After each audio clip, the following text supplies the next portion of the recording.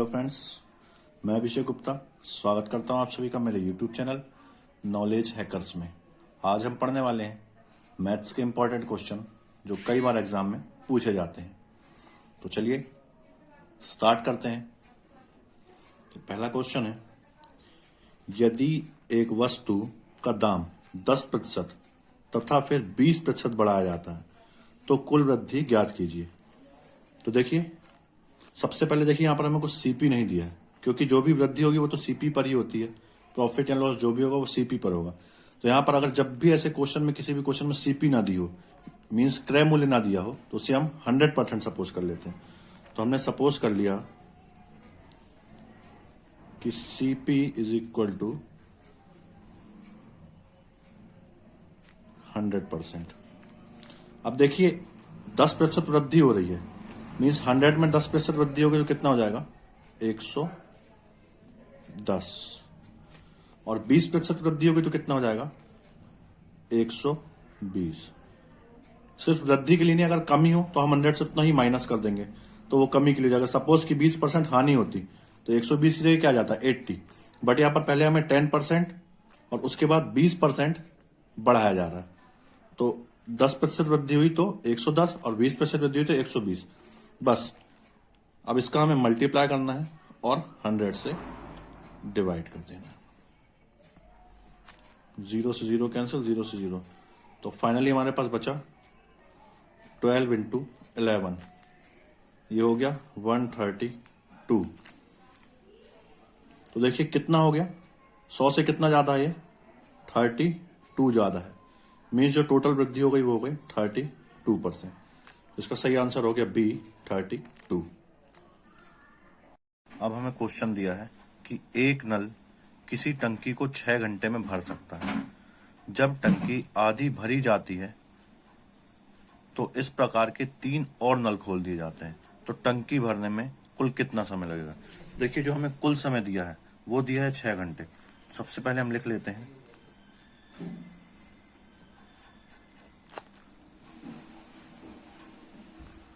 कुल समय जो हमारे पास है वो है 6 आवर्स का, 6 घंटे का।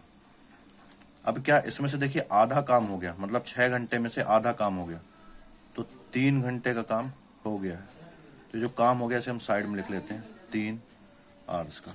अब बचा काम कितना, तो 3 आवर्स का काम हो गया, तो 3 आवर्स का काम और बचेगा, 3 घंटे का काम और बचेगा। अब देखिए, अब क्वेश्चन में हमें दिया हुआ है कि पहले एक नल टंकी को 6 घंटे में भरा था, अब इसी प्रकार के 3 और नल खोल दिए हैं, तो अब कुल नल कितने हो गए 4। तो जो बचा हुआ समय है उसमें हम कितना 4 से भाग दे देंगे। तो आ गया जो हमें समय और लगेगा वो लगेगा 3/4 घंटे का। घंटे में है, इसे मिनट में चेंज कर लेते हैं। तो मिनट में चेंज करने के लिए 60 से मल्टीप्लाई कर देंगे, गुणा कीजिए 15 बार, 15 × 45 मिनट। देखिए पहले हमें 3 घंटे लग रहे थे और अब 45 मिनट और लग रहे हैं, तो कुल जो समय हमारा हो गया वो हो गया 3 घंटे 45 मिनट। तो आंसर हो जाएगा डी 3 घंटे 45 मिनट। देखते हैं अगला क्वेश्चन। अब हमें क्वेश्चन दिया है, बैंक में दीपा 6250 रुपए जमा करती है, जो कि 2 साल में चक्रवृद्धि ब्याज की दर से 7840 हो जाते हैं, तो दर ज्ञात कीजिए। देखिए सबसे पहले तो हमें यहाँ देखना होता है कि चक्रवृद्धि ब्याज दिया है या साधारण ब्याज। तो हमें यहाँ पर चक्रवृद्धि ब्याज दिया हुआ है, तो देखिए डायरेक्ट एक सिंपल सा फॉर्मूला लगाएंगे और इसका आंसर आ जाएगा। तो फॉर्मूला है A/P is equal to 1 + R/100 की पावर P। देखिए यहाँ A means amount, amount means वो राशि जो चक्रवृद्धि ब्याज लगने के बाद जो वापस मिल रही है।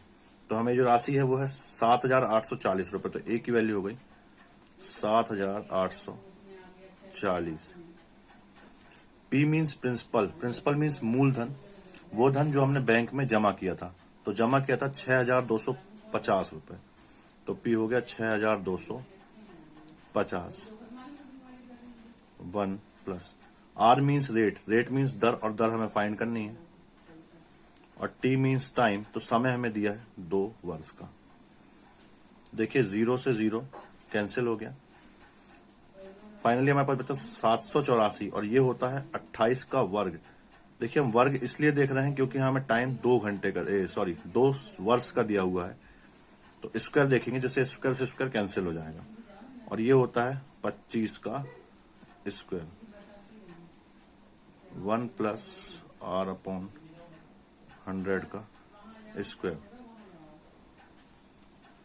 इसको हम लिख सकते हैं 28 अपॉन 25 का होल स्क्वायर और ये हो गया 1 प्लस r अपॉन 100 का होल स्क्वायर।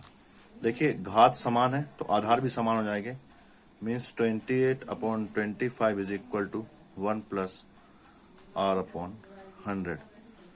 28 अपॉन 25 ये इधर आएगा तो minus 1 is equal to r upon 100। इसको सॉल्व करेंगे 28 माइनस 25 अपॉन 25। देखिए कैसे आया, एलसीएम लिया इन दोनों का तो 25 आ गया। 25 का यहाँ मल्टीप्लाई हो जाएगा तो 25 और 1 का यहाँ मल्टीप्लाई होगा 28।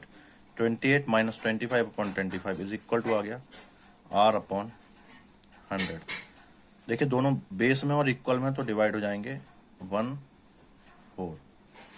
तो फाइनली क्या आ गया 3 is equal to r upon 4। तो r का यहाँ मल्टीप्लाई हो जाएगा तो finally r is equal to हमारा आंसर आ जाएगा 3 इंटू 4 इज इक्वल टू 12%। तो हमारा आंसर हो जाएगा C 12%।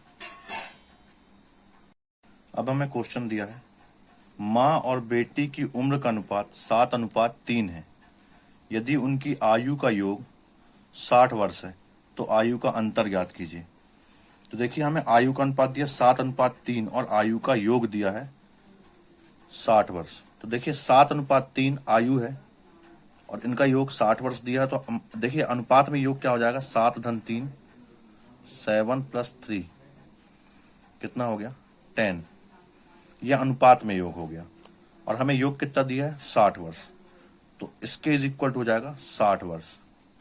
और अब हमें क्या करना है, आयु का अंतर ज्ञात करना। तो यहां से देखिए अंतर कितना आ जाएगा 4। अंतर ज्ञात करना तो इसके इज इक्वल टू x रख लिया। अब ये क्रॉस मल्टीप्लीकेशन कर दीजिए तो हो जाएगा 10 into X is equal to 60 into 4। X is equal to आ जाएगा 60 इंटू 4 अपॉन 10। सॉल्व कर लेंगे तो एक्स इज इक्वल टू आ गया 24। तो इसका आंसर हो गया बी 24। देखिए क्या किया, आयु का योग दिया था 60 वर्ष तो हमने अनुपातों का योग किया और 60 को अनुपात के इक्वल में रख लिया।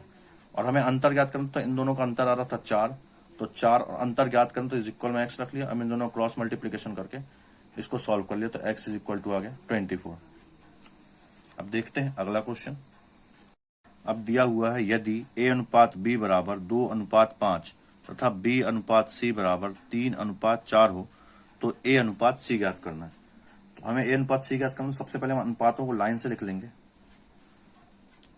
a अनुपात b अनुपात c। तो a अनुपात b इज इक्वल टू हमें दिया है 2:5।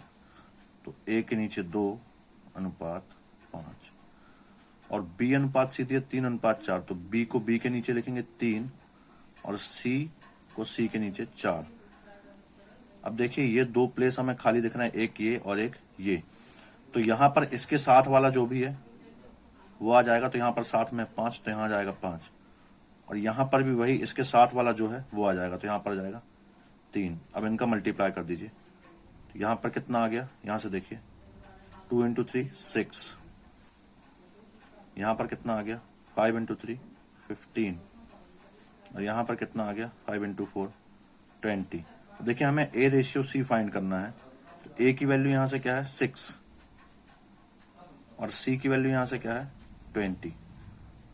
6 रेशियो 20 आ गया। देखिए अभी और डिवाइड हो रहा है 2 से, तो डिवाइड कर दी, ये हो गया 3 रेशियो 10।